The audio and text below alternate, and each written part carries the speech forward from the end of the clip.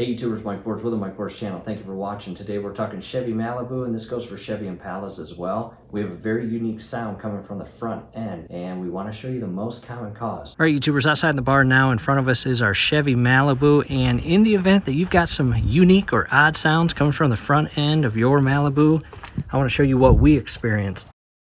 This is your strut tower, and underneath the sticker is our brand new strut that we literally just installed. And what happens over time is this portion right here fails, and it starts giving a sound similar to the sound of re-er, re-er, re-er, and possible scratching or rattling sounds. Coming down below, again, our brand new strut was just installed, and you could have a damaged or ripped boot. And once you have a damaged or ripped boot, moisture sneaks past this rubber boot and into the inner portion where moisture is devastating to this part. So inspect your boot, make sure it's not ripped, cracked, or damaged, because if it is, replace your entire strut. However, coming back up top, what I want to show you is our old strut. And here is our old strut.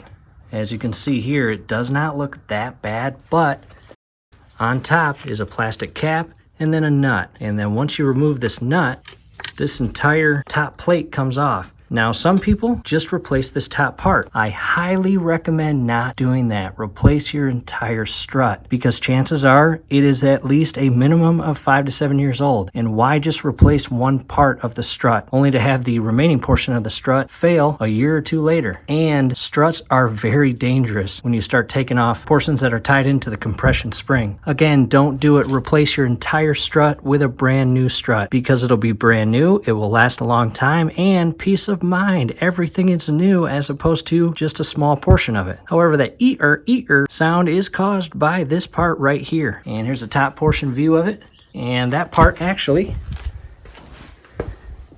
secures itself to the very top portion of your shock tower inside your engine compartment. In addition, don't just replace one strut, replace them both. We've got 2 brand new struts on today. And in the event that you want step-by-step guidance on how to replace these struts that are very friendly, scrolling above is a link. Definitely click on that and check that out. You may find it very helpful, because believe it or not, it is a friendly DIY project. YouTubers, don't stress out about it. Watch that video. I walk you through all the steps required and all the tools that you need. So again, if you've got that ee-er sound, replace your strut. Hopefully this helps, YouTubers. Hey, do us a favor below the video.